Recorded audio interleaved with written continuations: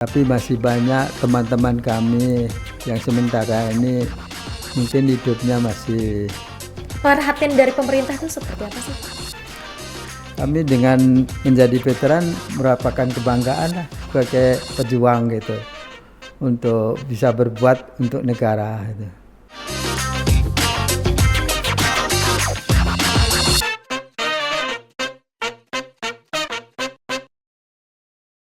Halo, selamat datang di UCAST bareng aku Yoli, dan hari ini edisi Hari Kemerdekaan Indonesia. Aku sudah mengundang seseorang yang sangat berjasa untuk NKRI. Ada Pak Rohman, Ketua DPD Veteran Kepri. Halo Pak Rohman, apa kabar? Kabar baik. Alhamdulillah kabar baik ya Pak. Nah, sebelumnya saya ingin mengucapkan terima kasih banyak sudah meluangkan waktu hari ini untuk ngobrol-ngobrol di podcast Ulasan TV. Jadi Pak Rohman sekarang lagi sibuk apa nih kalau boleh tahu? Kalau sekarang ini dalam waktu dekat persiapan untuk melaksanakan peringatan Hari Veteran Nasional yang jatuhnya tanggal 10 Agustus 2024 nanti. Oke, jadi memang dalam waktu dekat sedang mempersiapkan HUT Veteran ya Pak? HUT Veteran Nasional. Oh, HUT Veteran Nasional yang keberapa Pak? Tidak ada istilahnya keberapa, tapi sebutannya Hari Veteran Nasional tahun 2024. Oke, jadi memang nggak ada sebutan yang keberapa, tapi HUT Veteran ke tahun 2020 di tahun 2024 kayak gitu. Iya. Wah, terima kasih banyak sudah hadir. Pak Rohman, ini kalau boleh tahu nih, veteran ya, bicara soal veteran. Dan ternyata Pak Rohman ini masih kelihatan seger banget nih. Usia berapa saat ini? Kami usianya alhamdulillah sampai sekarang 78 78 tahun. Iya. Wah, tapi alhamdulillah loh masih segar juga. Alhamdulillah. Masih sehat. Pak Rohman, hari ini kita bincang-bincang terkait veteran, Pak. Iya. Nah, kalau boleh tahu dari Pak Rohman sendiri, ini dari perjuangan yang mana nih, Pak? Karena kan banyak nih. Boleh diceritain nggak? Kami perjuangan melalui operasi Dikora. Operasi Dikora dengan Malaysia. Kejadiannya tahun 1964 sampai 1966. 64 di tahun 1964. Iya. Itu berarti artinya usia Pak Rohman berapa tahun tuh pada saat itu tuh? Itu usianya 28 ini ya. Oh, masih muda ya pada saat itu ya. Iya. Perang Dwi Kora. Pak, mungkin masih banyak anak muda khususnya, dan khusus di edisi kali ini kita kembali menceritakan sejarah ya Pak. Boleh nggak sih diceritain sedikit operasi Dwi Kora itu apa sih Pak? Operasi Dikora itu adalah operasi antara Indonesia dengan Malaysia, karena pada waktu itu Malaysia akan dijadikan seperti apa ya, dengan Inggris itu. Jadi pemerintah Indonesia tidak setuju. Jadi termasuk negara-negara tetangga tidak setuju. Makanya Indonesia mengadakan istilahnya pemberontakan lah, melawan itu ide dari Inggris itu. Operasi Dwi Kora. Operasi Dwi Kora itu ada singkatan nggak tuh Pak? Dwi Kora itu apa tuh? Dwi Kora, Dwi Komando Rakyat. Oh, Dwi Komando Rakyat. Iya. Oke. Jadi Bapak di tahun 64 itu ikut operasi Dwi Kora. Iya. Itu terjadi di mana tuh Pak? Kejadiannya operasi Dwi Kora itu dari mulai Kalimantan Timur sampai Sumatera Timur. Kalimantan Timur sampai Sumatera Timur. Ya. Nah, kalau Pak Rohman sendiri kan hari ini ada di Kepri nih. Iya. Tapi cerita bisa bergabung di operasi Dwi Kora itu gimana? Karena dulu tugas di Angkatan Laut di sini kan, jadi termasuk daerah operasi. Oh, jadi dulu Pak Rohman ini adalah TNI Angkatan Laut, terus dapat tugas ikut operasi Dwi Kora. Kami ini dulu dari PNS-nya, kemudian kami dijadikan sukarelawan, terus kami tugas di sini, gitu. Gitu. Ya. Pak, boleh nggak sih ceritain tuh gimana sih pada saat operasi Dwi Kora itu tuh, emang apa sih yang Pak Rohman lakuin sama teman-teman, seperti apa tuh? Ya, kejadiannya. Kami di sini bertugas sebagai yang mempertahankan NKRI ini dari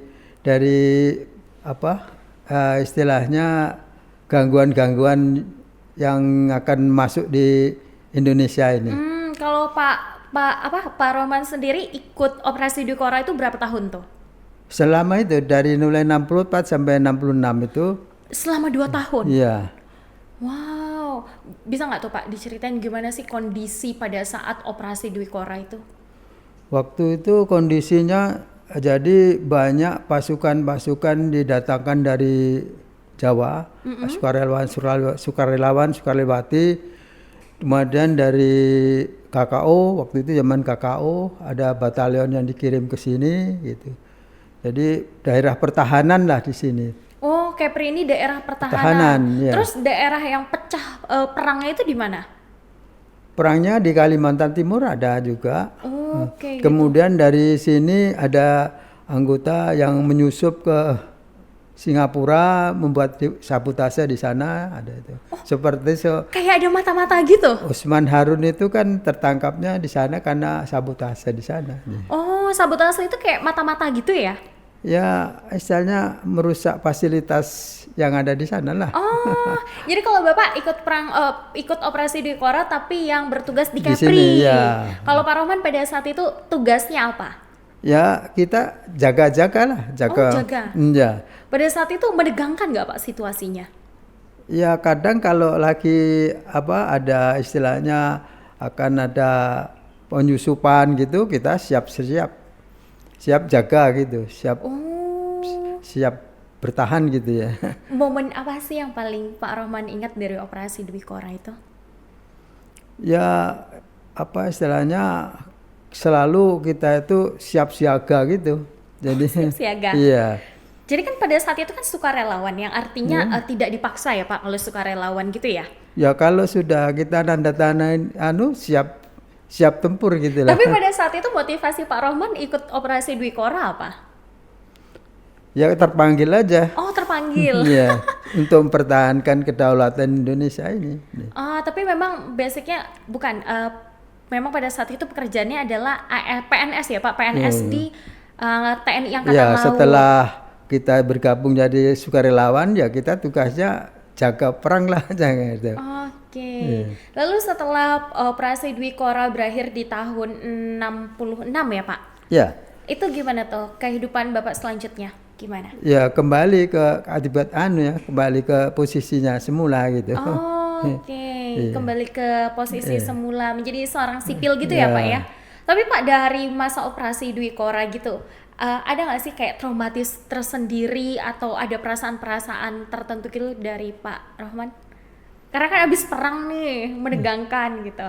Ya kebetulan kondisinya setelah kembali ke itu kan ada peristiwa G30 SPKI itu.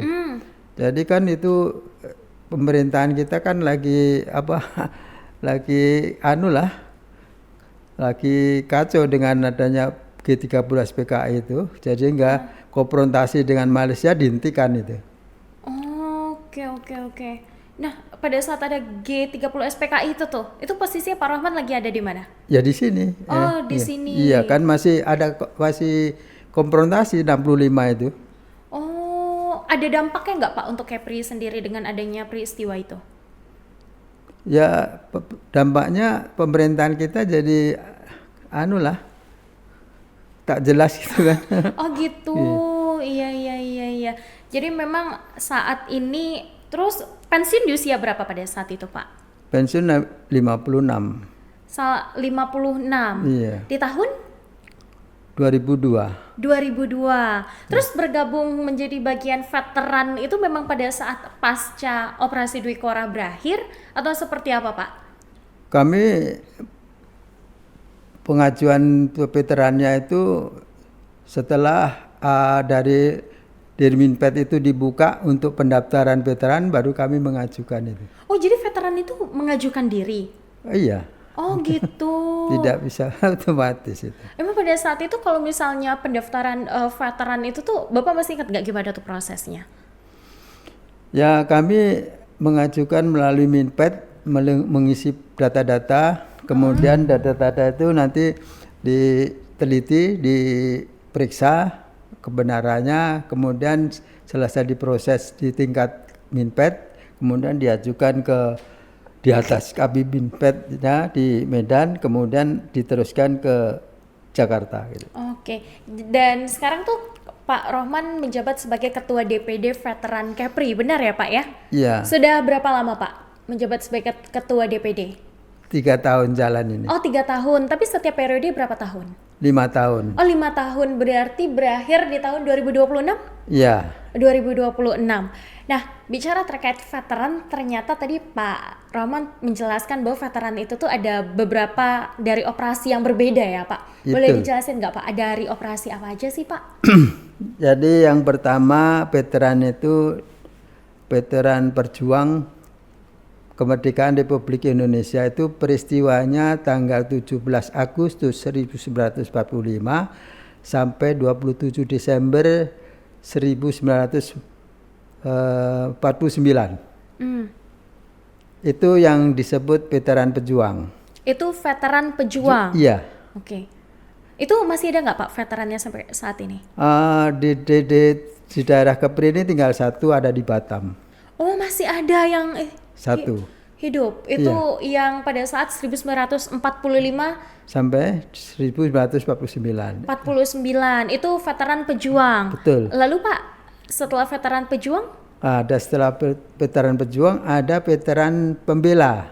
Veteran pembela. Iya, veteran pembela itu terdiri dari operasi Trikora, itu yang kejadiannya di Irian Barat, merebut Irian Barat. Itu mulai 1961 apa ya, sampai 1963, kira-kira gitulah. Oke. Lalu setelah veteran pembela tadi ya? Iya. Pembela itu Trikora. Trikora, Seroja. Seroja. Kalau yang Seroja itu? Seroja itu kejadiannya di Timur-Timur. Timur-Timur. Dan untuk veteran di Kepri sendiri itu lengkap tuh Pak. Ada dari operasi Dwikora, Trikora, Seroja sama Pejuang. Iya. Oh, total ada berapa Pak jumlah veteran di Kepri hari ini? Yang kalau tidak salah ada 200. 220 ya. Oh, 200 lebih ya Pak? Ya. Dan paling usia tuh di veteran berapa? Yang belakangan ini kami tahu itu 90 tahun. 90 tahun. Ya. Wow, lumayan udah tua ya Pak ya. 90 tahun. Alhamdulillah. Ya. Alhamdulillah, tapi masih panjang umur. Jadi penasaran deh kalau misal veteran gitu masih sering ketemu terus melakukan kegiatan bareng gitu nggak?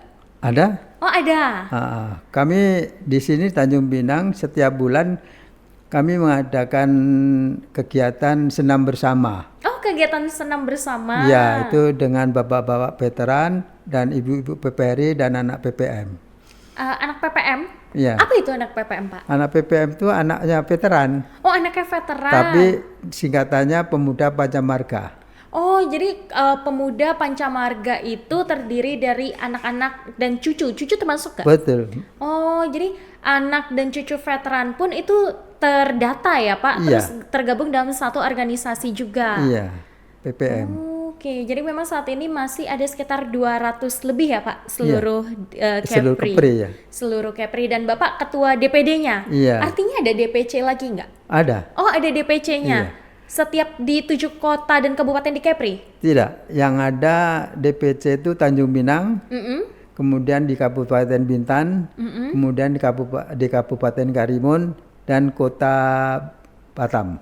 Oh, jadi memang kota dan kabupaten yang terbilang besar aja ya Pak ya? Yang ada DPC-nya. veterannya. Oh, ada veteran. Oh, jadi veteran itu hanya ada di berapa kota tadi yang disebutkan ya? Ya, yang jelas di Tanjung Pinang ada, di Bintan ada, kemudian di Karimun ada, di Batam ada, satu ada di Anambas. Yang paling banyak di mana? Di Tanjung Pinang. Di Tanjung Pinang. Jadi penasaran deh, kalau misalnya jadi veteran terus mendaftarkan diri di, contohnya nih, Kota Tanjung Pinang, artinya itu veteran tersebut berasal dari Kota Tanjung Pinang atau gimana tuh Pak Rohman? Kalau yang pendatang dari luar juga bisa bergabung di sini. Gitu. Oh gitu. Kalau Iya. Pak Rohman sendiri dari mana? Ya dari sini. Oh, asal Kepri. Enggak, kami bukan asal Kepri, dari Jawa saya. Oh, aslinya Jawa, tapi dinas Dinas di di sini sini, ya, ya. dan mendaftarkan diri sebagai veteran di Kota sini, Tanjung ya. Pinang. Terus sekarang jadi ketua DPD. Gimana nih Pak, dari Bapak sendiri yang dulunya memperjuangkan Indonesia melihat Indonesia hari ini?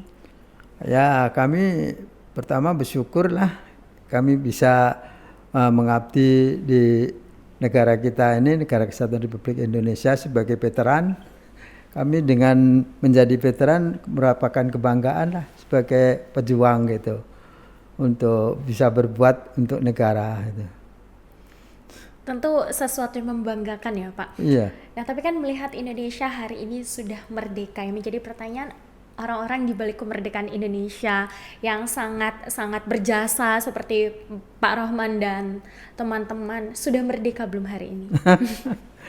Ya, kita bilang belum merdeka, tak mungkin, kita tetap merdeka. Cuman mungkin lah ya. Pemerintah sudah banyak berbuat untuk kami lah, untuk veteran. Tapi masih banyak teman-teman kami yang sementara ini mungkin hidupnya masih ya sederhana lah gitu. Banyak masih teman-teman kami. Dari pemerintah sendiri gimana Pak perhatiannya ke... Kalau pemerintah saya rasa sudah cukup, mungkin ya nilainya aja yang perlu dianu. Jadi seperti tunjangan veteran dan dana kehormatan veteran itu sudah diberikan. Cuma nilainya mungkin ya... Itu setiap bulan Pak? Iya. Oke, itu langsung diberikan ke lewat rekening masing-masing? Iya. Lewat rekening masing-masing? Iya. Oh. Bisa lewat kantor pos, bisa lewat bank. Perhatian dari pemerintah itu seperti apa sih Pak? Ya sementara ini perhatian pemerintah itu ya bisa memberikan dana kehormatan dan tunjangan veteran setiap bulan itu. Kemudian ada seperti fasilitas berobat kesehatan, itu bisa sekarang sudah dinaikkan veteran itu menjadi kelas 1. Kemudahan-kemudahan lainnya Pak? Kemudian lainnya seperti kalau transportasi itu ada keringanan untuk beli tiket itu, tapi tertentu aja pesawatnya gitu. Oh, jadi untuk pesawat juga bisa? Ada keringanan untuk ini, untuk veteran. Oh, keringanan untuk veteran. Iya. Itu dengan bukti apa tuh Pak? Kartu anggota atau Iya, seperti kartu apa? tanda anggota veteran. Oke, itu dari salah satu maskapai. Ya, satu maskapai yang maskapainya pemerintah. Seperti Garuda gitu. Oke. Kalau lainnya Pak, mungkin kalau dari fasilitas kesehatan ya Pak ya? Ya, BPJS itu dinaikkan jadi kelas 1 untuk veteran itu kelas 1. Tapi kalau misalnya untuk anak cucu dan lain-lain, Eh, itu ada hak-hak istimewa juga nggak? Kalau haknya, kalau anak cucu sepertinya enggak ada. Oke. Jadi sampai veteran aja. Sampai veteran aja. Iya.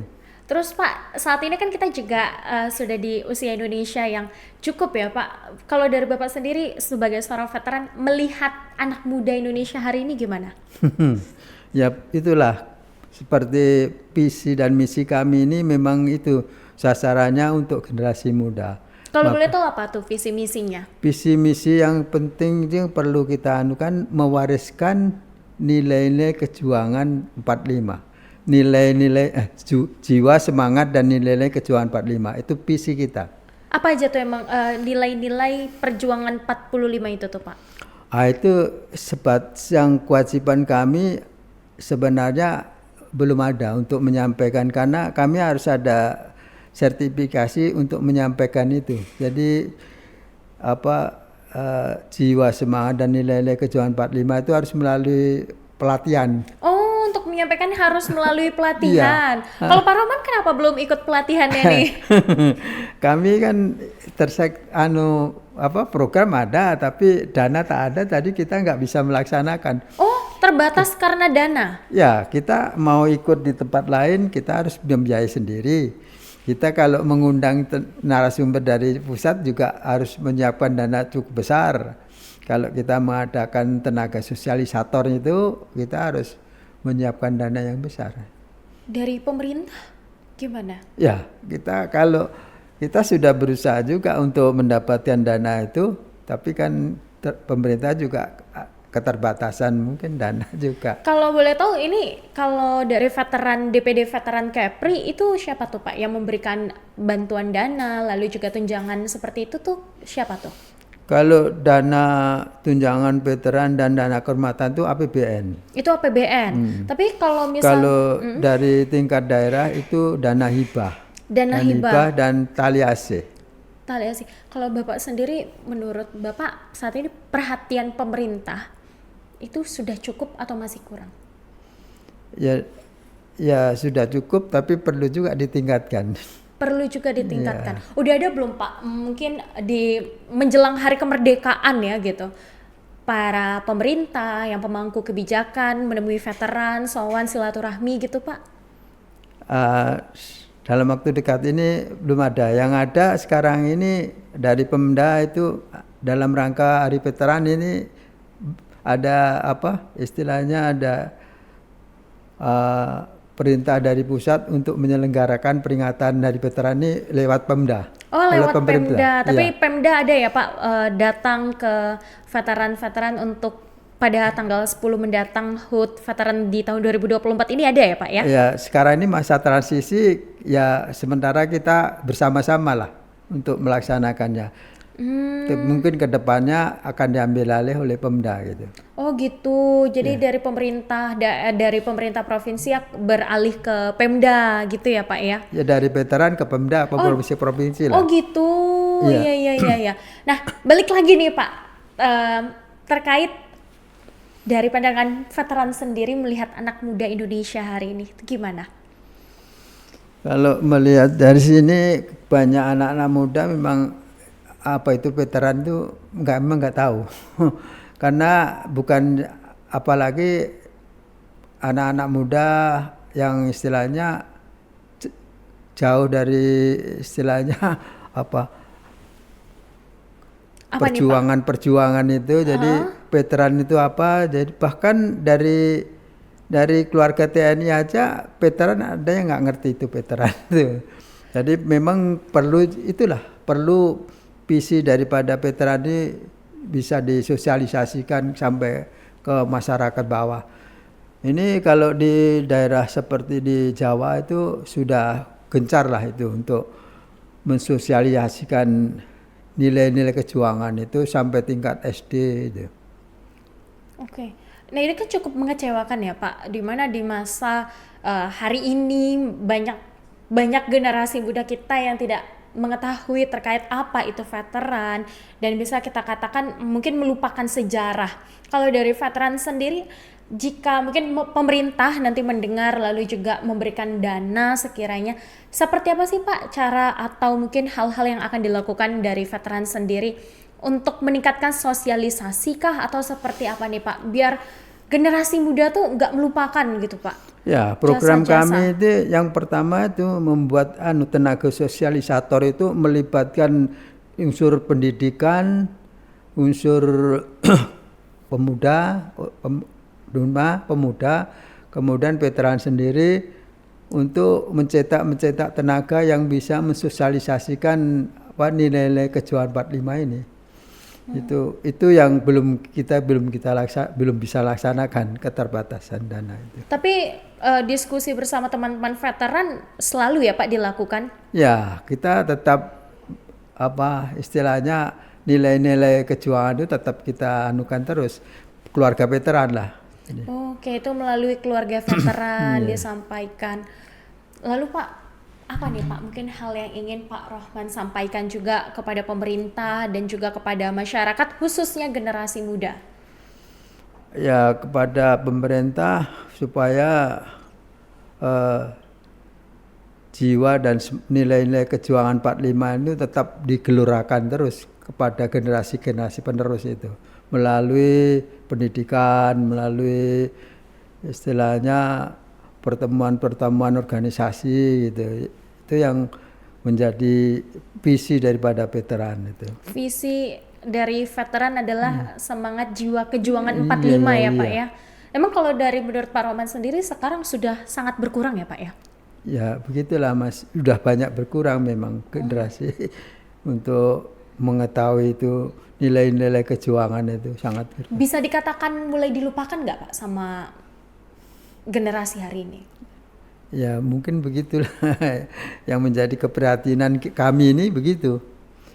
Banyak yang sudah tidak tahu itu pendahulu-dahulu kita yang berjuang merebut mempertahankan kemerdekaan itu, yang sudah berjuang bahkan mempertaruhkan jiwa, harta, benda, nyawa sekalipun dengan semboyan merdeka atau mati. Itulah yang mungkin generasi-generasi kita masih belum memahami itu. Ini nilai-nilai kejuangan kita itu. Dan gimana nih tanggapan Pak Rohman sendiri? Kecewa nggak Pak dengan keadaan hari ini? Ya kami prihatin aja. Prihatin ya Pak. Iya. Nah ini mumpung pasti dan tentunya Pak banyak remaja atau generasi muda yang Pak pasti menyaksikan. Hal apa yang ingin Bapak sampaikan khusus kepada generasi muda? Ya kami berharap untuk generasi penerus bangsa ini bisa menjiwai jiwa, semangat dan nilai kejuangan 45 yang telah dilaksanakan oleh pendahulu kita itu, di mana para pendahulu kita itu berjuang untuk NKRI ini dengan semboyan merdeka atau mati itu. Wow, merdeka atau mati ya Pak Iya. ya.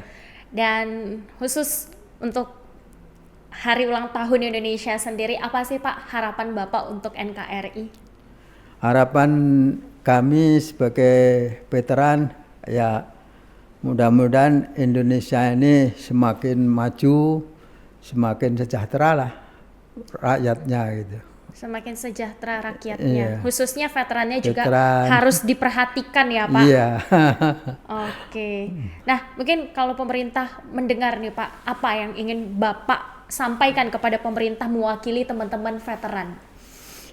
Terutama ya memperhatikan kesejahteraan veteran itu yang mungkin selama ini nilainya belum masih perlu ditingkatkan. Itulah yang harapan kami itu, supaya kehidupan veteran ini lebih sejahtera gitu. Dari APBN ya, dari pemerintah pusat, terus dialihkan ke Pemda nih saat ini. Itu prosesnya masa transisi jadi itu kenapa tuh? karena perjuangan veteran ini cukup besar mungkin kemudian dari DPP LPRI pusat itu mengajukan permohonan kepada Presiden bahwa untuk peringatan Hari Veteran Nasional itu bisa dilaksanakan oleh pemerintah. Kemudian surat permohonan dari DPP LPRI pusat itu ditanggapi Pak Presiden, turun arahan beliau untuk kepada Sekretaris Negara bahwa Sekretaris Negara supaya menyampaikan arahan dari Pak Presiden itu supaya Menham yang menyelenggarakan peringatan ini. Oh gitu. Menteri Pertahanan. Nah, jadi oke. Istilahnya landing Apa tuh? Jadi pusatnya penyelenggaraan itu di tangan Menteri Pertahanan itu. Oke gitu. Nah, jadi Menteri Pertahanan itu ada kewenangan untuk koordinasi. Jadi dari Menhan mengajukan surat ke Menteri Dalam Negeri sesuai dengan surat dari Seknek. Kemudian dari Seknek arahan Pak Presiden mengajukan surat ke Menteri Dalam Negeri bahwa Menteri Dalam Negeri supaya mau menyampaikan arahan ini kepada gubernur, bupati, dan wali kota bahwa Hari Veteran itu diselenggarakan oleh pemerintah daerah. Oh seperti itu. Nah, iya. Kalau dari DPD Veteran Tanjung Pinang Kepri khususnya nih, seperti apa nih perayaannya nanti di tanggal 10? Jadi perayaan kita sesuai arahan petunjuk dari pusat, yang pertama adalah ziarah. Ziarah itu dilaksanakan di Makam Pahlawan, itu hari Jumat nanti. Jumat nanti? Iya, okay. Tanggal 9. Tanggal 9. Iya. Kita sudah ajukan sebagai ketua rombongannya nanti Bapak Gubernur. Oh, nanti dihadiri oleh Pak Gubernur. Rangkaian acaranya apa aja tuh selain ziarah? Ziarah ya kita apa istilahnya tabur bunga gitu. Selain ziarah apa lagi Pak rangkaian kegiatannya? Setelah selesai ziarah, hari Sabtunya kita mengadakan acara syukuran. Acara syukuran. Iya, acara syukuran itu kita sudah susun tertib acaranya itu. Yang pertama adalah ya seperti pembukaan, menyanyikan lagu kebangsaan. Oke. Kemudian menyanyikan lagu Mars Veteran karena berkaitan dengan HUT PRI, menyanyikan lagu PRI. Kemudian mengeningkan cipta. Jadi di tanggal 9-nya itu ziarah, di tanggal 10-nya acara di gedung veterannya ya Pak ya. Iya. Tapi kalau untuk kayak silaturahmi ke anggota-anggota veterannya gitu, ada nggak tuh? Ya kita sudah lakukan itu kunjungan yang sebelumnya kemarin itu sudah kita silaturahmi kepada anggota-anggota kita yang sakit gitu. Oke. Jadi memang untuk datang silaturahmi ke anggota-anggota itu sudah dilakukan? Sudah. Di Tanggal 29 Juli ya. 29. Kalau boleh tahu nggak nih dari Pemda sendiri seperti apa sih dukungannya untuk di acara Hari Veteran ini? Ya sementara ini dukungannya baru sebatas untuk pelaksanaan ziarah dan syukuran. Jadi seperti Anjang Sana itu karena masa kita ini masa transisi kan. Berdasarkan surat dari menteri gitu kan masih transisi, jadi masih kita laksanakan bersama-sama. Mungkin kedepannya dilaksanakan oleh Pemda sendiri. Akan dilaksanakan oleh Pemda sendiri. Tapi kalau misalnya oleh Pemda sendiri kira-kira lebih mudah atau dan akan lebih banyak kemudahan atau seperti apa nih? Jadi harapan kita begitu. Lebih banyak kemudahannya ya Pak ya. Nah Pak, lebih banyak kemudahan. Nah, pada saat silaturahmi itu kalau boleh tahu selain silaturahmi ada apa aja, Pak? Ya, kita memberikan bingkisan lah. Bingkisan itu dari Pemda atau dari mana nih? Dari kami lah. Ikut dari Bapak, dari DPD Veteran sendiri? Iya, dari teman-teman veteran. Dari teman-teman veteran? Iya. Wah, dari kocek pribadi dong? Terus, kan ini lagi ulang tahun nih, ntar tanggal 10 nih, tanggal 10 Agustus. Dari pusatnya untuk veteran-veteran nggak ada? Nggak ada Mbak. Ya nggak ada ya. Jadi pusat itulah prosesnya. Veteran itu dari pusat mengajukan permohonan ke presiden menggaraan, kemudian ditindaklanjuti ke bawahnya sampai kepada Menteri Dalam Negeri. Tapi sekarang ini baru masa transisi karena Pemda sendiri kan tidak menganggarkan bahwa ini hari ulang tahun veteran kan tidak masuk dalam perhitungan anggaran ini. Orang-orang yang sudah berjasa untuk adanya NKRI hari ini yang harusnya itu yang lebih diperhatikan ya Pak Rohman ya. Kedepannya mungkin baru. Kedepannya ya Pak, semoga ya Pak. Terima kasih banyak Pak Rohman. Semoga Pak Rohman sukses selalu. Amin. Bapak dan teman-teman juga selalu sehat, panjang umur dan semoga mungkin harapannya kepada pemerintah segera dikabulkan ya Pak Rohman. Terima kasih banyak Pak Rohman. Sama-sama.